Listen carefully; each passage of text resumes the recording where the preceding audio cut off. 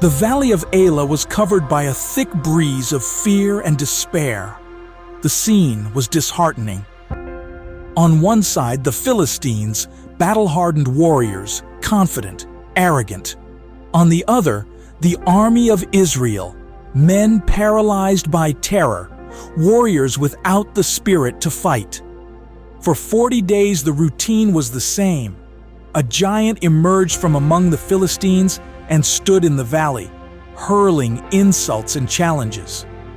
Goliath was a monster, nearly 3 meters of muscle and menace.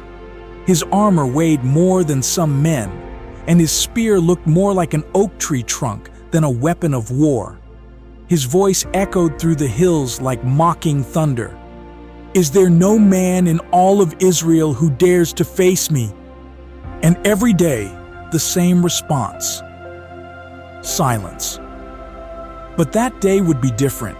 That day, a boy would arrive at the camp, not as a soldier, but as a simple messenger bringing food to his brothers. David was just a shepherd.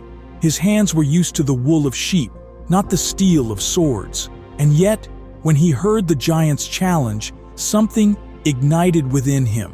It wasn't the anger of pride. It wasn't the impulse of youthful recklessness. It was the indignation of someone who knew the power of his God. While the soldiers saw an invincible enemy, David saw an opportunity to prove that God still fought for his people. David did not seek a sword, nor did he ask for armor, nor did he try to look like Israel's warriors. Instead, he walked to a nearby stream and reached into the water. He chose 5 smooth stones, 5 small projectiles in the hands of a shepherd, but 5 lethal weapons when God is the one guiding the aim. Why 5? If he trusted God so much, wouldn't one be enough? Did he doubt? Did he think he might miss on the first try? No, David did not carry 5 stones out of a lack of faith. Each stone had a reason to be in his bag. Each one represented a principle we need to face our own giants. Because we all have giants. They may not be named Goliath. They may not wield a bronze sword or wear an iron shield, but they are there. Sickness, financial crisis, fear of failure, anxiety, doubt, giants that challenge us every day. But in David's hand, in his small bag, there was something that would change the destiny of Israel. First stone, faith. When everyone else saw an impossible obstacle to overcome, David saw an enemy too big to miss. It wasn't that David trusted in his aim or his strength. His confidence was in something greater. When King Saul tried to discourage him, telling him he was just a boy with no battle experience, David responded with conviction. "The Lord who delivered me from the claws of the lion and the bear will deliver me from this Philistine." That was the key. David's faith wasn't born at that moment. It had been forged in the fields, in solitude, in battles that no one else had seen. Many want to defeat their giants in public without having learned to trust God in private. David carried the stone of faith because he knew that victory did not depend on his skill, but on the God who had protected him before. Second stone, identity. Saul tried to dress David in his own armor. He put his helmet on him, his coat of mail, his sword. But after trying to walk in them, David took them off. "I cannot go in these," he said, "because I have never used them before." How many times do we try to fight battles with tools that do not belong to us?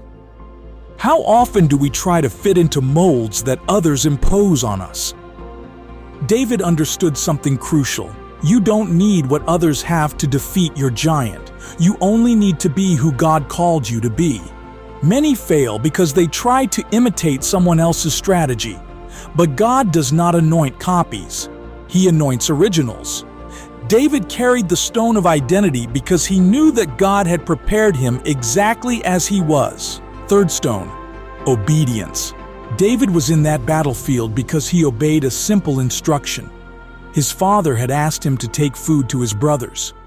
It wasn't ambition that led him to the battle. It wasn't the pursuit of recognition.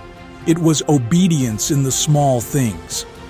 God often prepares us for great victories through small tasks. David's obedience placed him in the exact spot where God wanted him to be.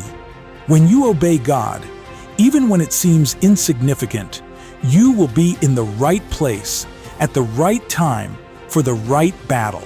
Fourth stone, perseverance. David faced opposition before he ever faced Goliath. His brothers mocked him, Saul doubted him, Goliath belittled him. If David had listened to the wrong voices, he would have never launched his stone. How many times do we give up before even trying, simply because we let criticism paralyze us? David didn't argue with his brothers. He didn't stop to convince Saul. He wasn't distracted by the giant's insults. He knew his only responsibility was to throw the stone and let God do the rest. Perseverance keeps you standing firm when everyone else doubts. Fifth stone, grace. When David approached the battlefield, he didn't say, "I'm going to show you how good I am with a sling." He said, "The Lord will deliver you into my hands." David knew the victory did not depend on him. Grace is the factor that makes the difference between our human effort and God's backing. David did not fight in his own strength. He fought under God's favor. David reached into his bag and pulled out a stone. Just one. Because at the end of the day, you don't need to use all your tools. You only need the one that God has prepared for that moment. He swung his sling and launched it with precision. The stone flew, cutting through the air, and embedded itself into Goliath's forehead. The giant fell, face down to the ground.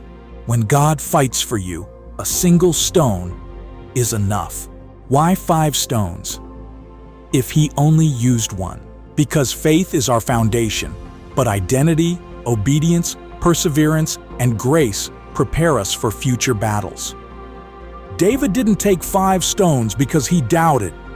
He took 5 because he knew that each battle requires a different tool. Perhaps today you are facing your own Goliath. Perhaps you've spent too much time in fear, listening to the wrong voices. But God has already placed in your hand what you need.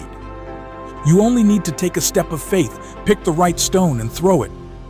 For 40 days, Goliath mocked Israel while fear silenced its warriors. But David, armed with faith, saw what others couldn't: God's power at work.